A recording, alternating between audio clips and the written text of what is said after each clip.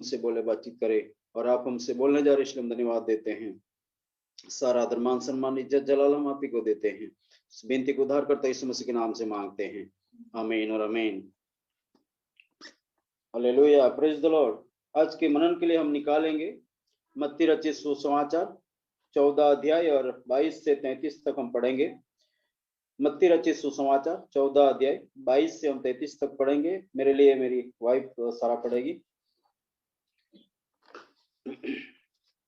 मत्ती उसका 14 अध्याय 22 से लेकर हम 33 तक पढ़ेंगे। तब उसने तुरंत अपने चेलों को नाव पर चढ़ने के लिए विवश किया कि वे उससे पहले पार चले जाए, जब तक वह लोगों को विदा करे। वह लोगों को विदा करके प्रार्थना करने को अलग पहाड़ पर चला गया, और सांझ को वह वहां अकेला था। उस समय नाव झील के बीच लहरों से डगमगा रही थी, क्योंकि हवा सामने की थी। और यीशु रात के चौथे पहर झील पर चलते हुए उनके पास आया। चेले उसको झील पर चलते हुए देखकर घबरा गए और कहने लगे, यह भूत है, और डर डर के मारे चिल्लाने लगे। तब यीशु ने तुरंत उनसे बात की और कहा, ढाढ़स बांधो, मैं हूँ, डरो मत।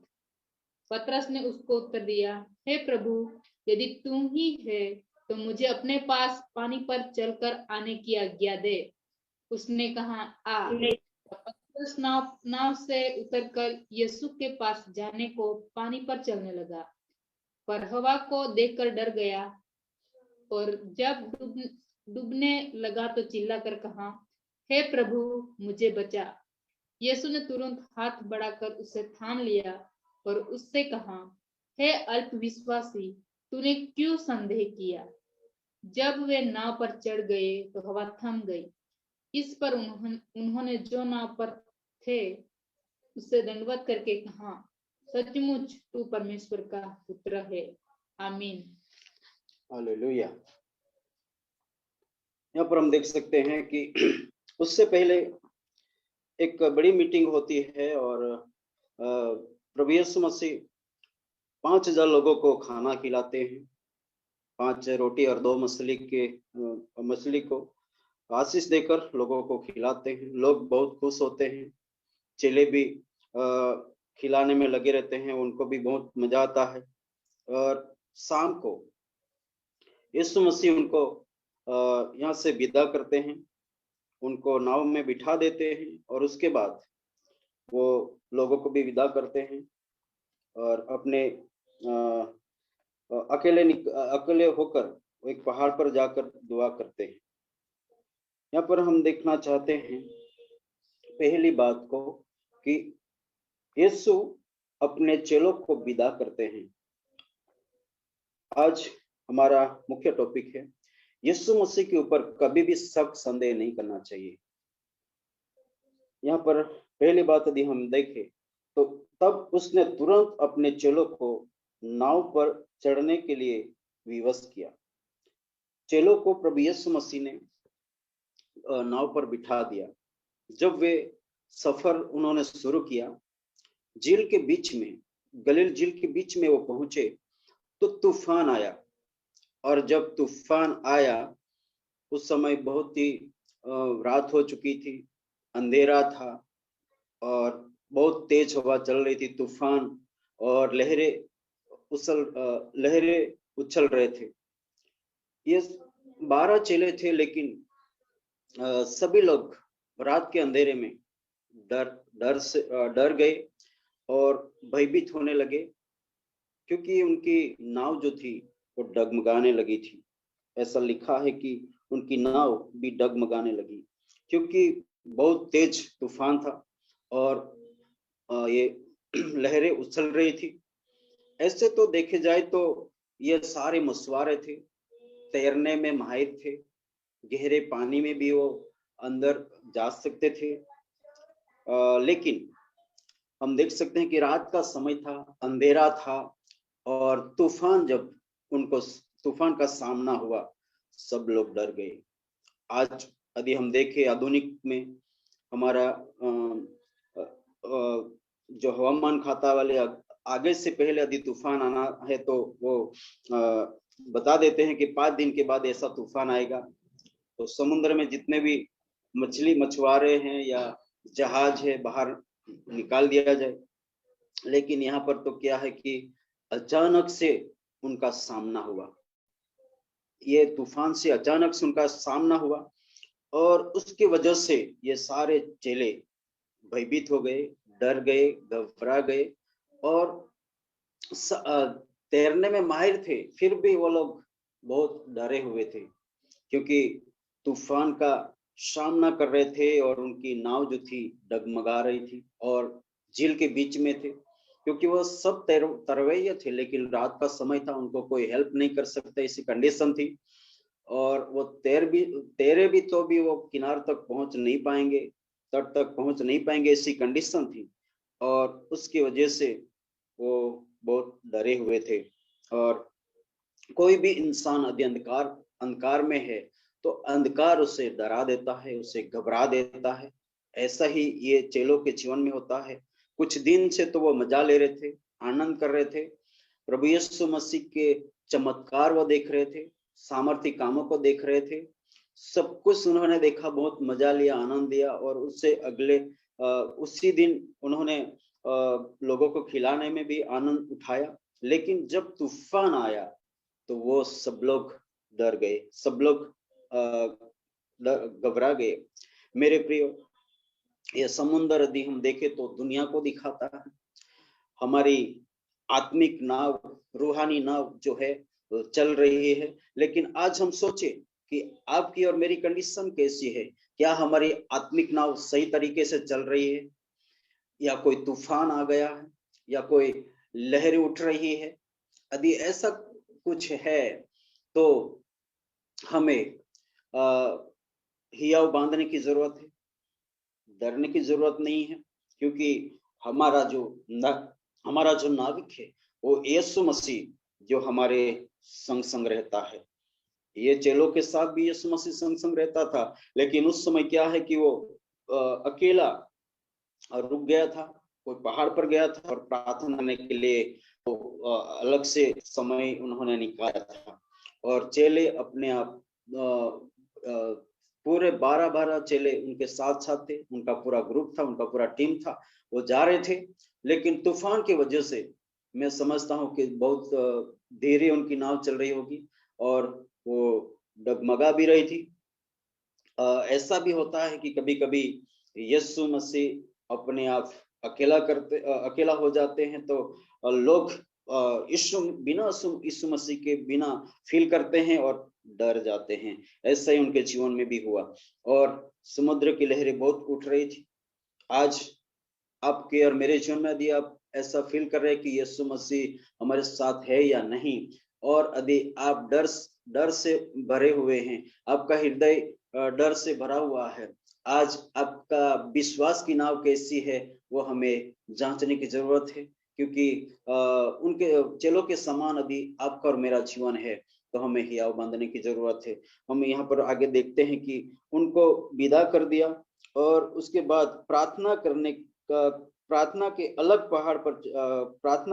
को अलग पहाड़ पर चला गया। यीशु मसीह प्रार्थना करने के लिए अलग अकेला चला गया, क्योंकि यीशु मसीह रात भर अकेले प्रार्थना करते थे, घंटों घंटों तक अकेले प्रार्थना करते थे, बाप से बातचीत करते रहते, पिता से बातचीत करते रहते थे। वो कोई भी काम यदि बड़ा काम करना चाहते हैं तो वो उससे पहले प्रभु पिता से पूछते थे। पूरे रात भर प्रार्थना में लगे रहते, घंटों घंटों तक वो प्रार्थना करते रहते थे। आज आपको और मुझे जरूरत है कि हमें भी दुआ में समय बिताने की जरूरत है। हम बहुत बार आधा घंटे के लिए दुआ नहीं कर पाते हैं, आधा घंटे के लिए हम समय नहीं निकाल पाते हैं। आज हम इस दुनिया में जी रहे हैं, हम लोग बहुत व्यस्त हैं, हम लोग बहुत बिजी हैं। कोई काम नहीं होने के बावजूद भी हम बहुत बिजी हैं। या तो हम मोबाइल में बिजी हैं, या तो हम कोई टीवी न्यूज देखने में बिजी हैं, या तो अलग अलग बातों में हम बहुत बिजी हैं। लेकिन हमारे पास बिल्कुल टाइम नहीं कि हम दुआ करें। लेकिन यीशु मसीह खुदा होने के नाते, वो प्रभु होने के बावजूद भी वो पूरी नाइट दुआ करता रहता था, घंटों घंटों तक दुआ करता रहता था। आज आपको और मुझे भी दुआ करने की आवश्यकता है। यदि हमारा खुदा होकर वो दुआ करता था, ऐसा भी लिखा है इब्रानियों में कि वो आंसू सहित दुआ करता था और उच्च स्वर से दुआ करता था और वो अपने आप आज्ञाकारी भी बना। मेरे प्रियो, तो मुझे भी दुआ करने की आवश्यकता है।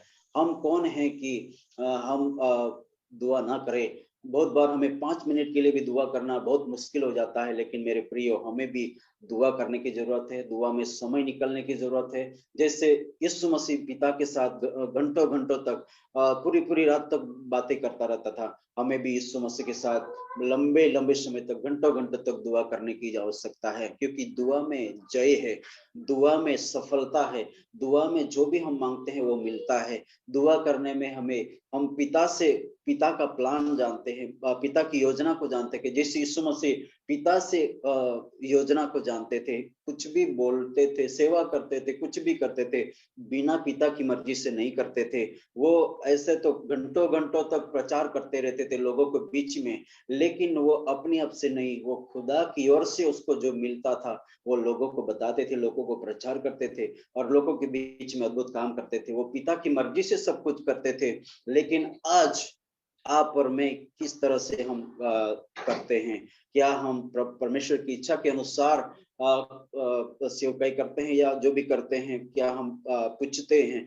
क्या हम प्रभु यीशु मसीह से पूछते हैं? हमें कल घंटों घंटों तक प्रभु से बातचीत करने की आवश्यकता है, परमेश्वर की मर्जी को जानने की जरूरत है, यीशु मसीह की इच्छा को जानने की जरूरत है और हमें प्रेयर में समय बिताने की जरूरत है। यदि यीशु मसीह हमारा अगुआ होकर दुआ करता है तो आपको और मुझे भी दुआ करने की जरूरत है। और हम देख सकते हैं कि आगे लिखा है कि तीसरी बात, चौथे पहर में जब यीशु मसीह पानी के आगे लिखा है और 25वें आयत में, और यीशु झील के चौथे पहर रात के चौथे पहर झील पर चलते हुए उनके पास आया। यीशु मसीह पानी पर चलकर चेलों के पास आया।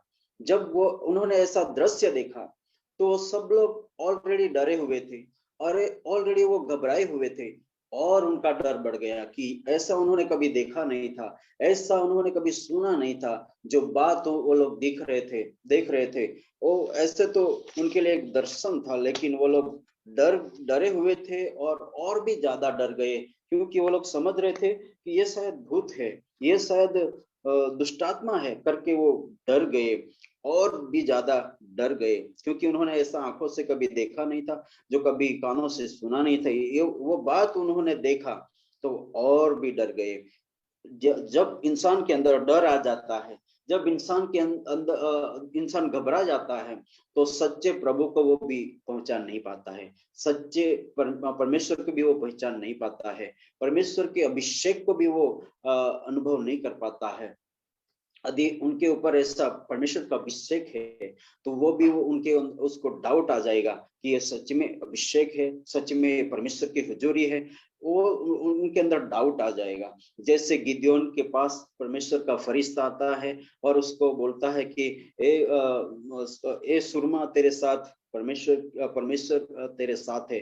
वो कहता है कि यदि परमेश्वर यदि हमारे साथ है तो मिद्यानियों ने हमें परेशान करके रख दिया है, हमें तो लूट लिया है, ऐसा कैसे हो सकता है? उसको फरिश्ता बातचीत करा, फिर भी गिदयोन को डाउट हो रहा है। मेरे प्रिय, बहुत बार लोगों के जीवन में यदि डर है तो वो परमेश्वर की हुजूरी को समझ नहीं पाता है, परमेश्वर को पहचान नहीं पाता है, प्रभु यीशु मसीह को पहचान नहीं पाता है। ये अंधेरे का समय था, रात की समय थी, और उन्होंने व्हाइट देखा, लेकिन ये क्या चल रहा है, पानी के ऊपर क्या चल रहा है, वो देखकर डर गए और उनको समझ में नहीं आया कि ये यीशु मसीह ही है, और भी ज्यादा डर गए और भी ज्यादा घबरा गए।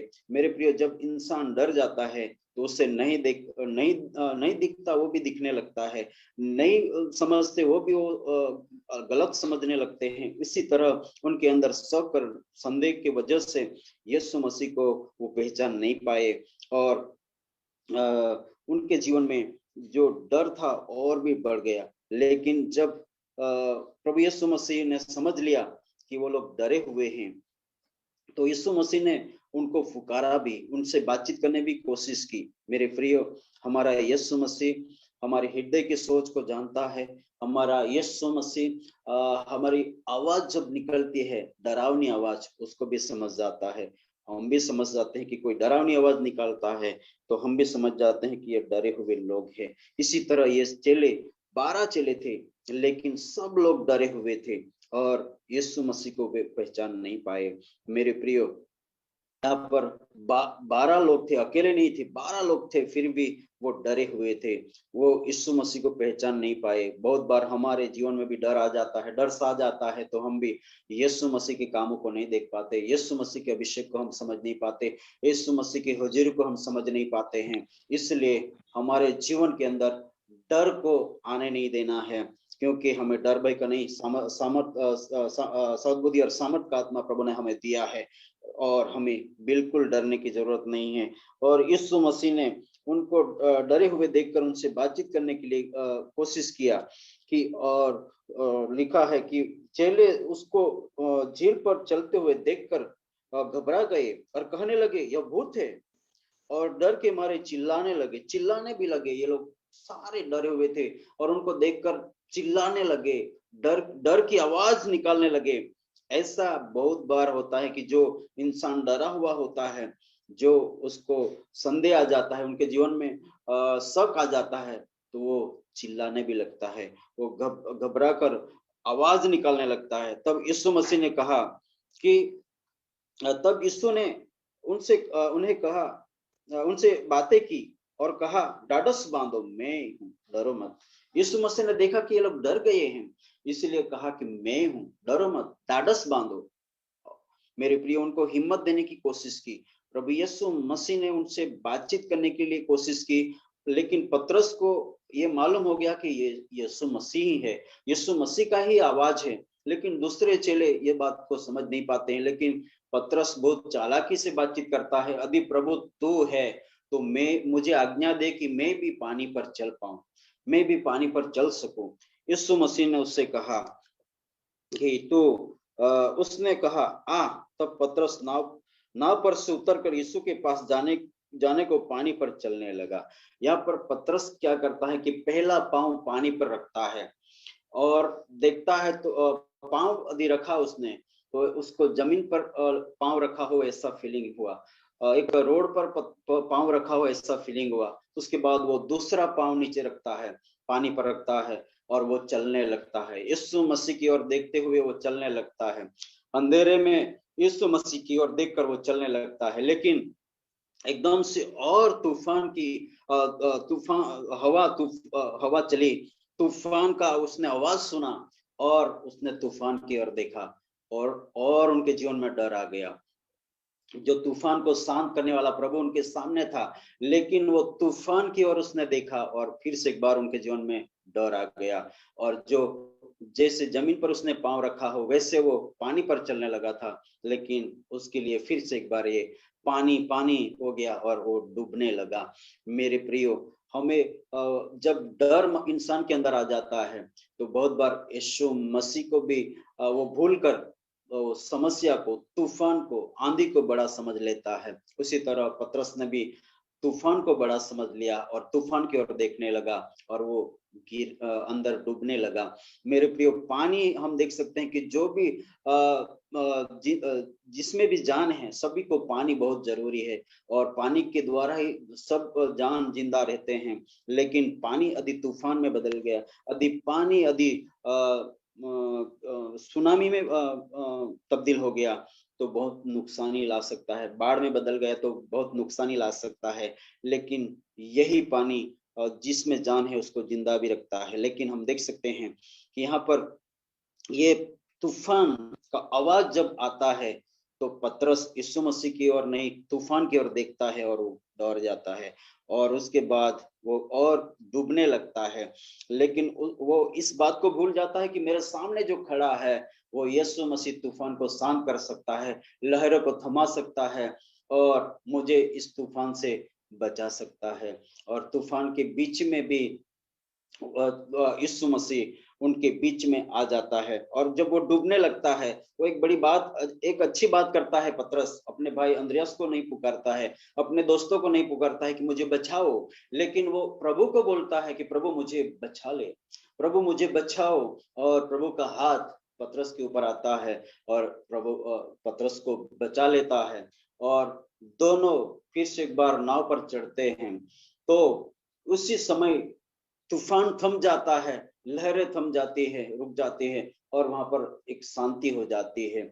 मेरे प्रियो, बहुत बार लोग इस बात को भूल जाते हैं, जो समस्या है, परेशानी है, तकलीफ है, बीमारी है, और कोई बात है, उसको लोग देख लेते हैं, उसी की ओर ज्यादा ध्यान देते हैं, इसलिए लोग डर जाते हैं और डर से भर जाते हैं। लेकिन ऐसी परिस्थितियों में प्रभु हमारे पास आ जाता है। जब हम कोई समस्या में गिर जाते हैं, या बीमारी में हम गिर जाते हैं, या कोई और समस्या से हम घेरे रहते हैं, उस समय प्रभु यीशु हमारे पास आ जाता है और उसकी हुजूरी से हमको घेर लेता है, और वो परेशानी से हमें आजाद करता है, हमें शिफा देता है।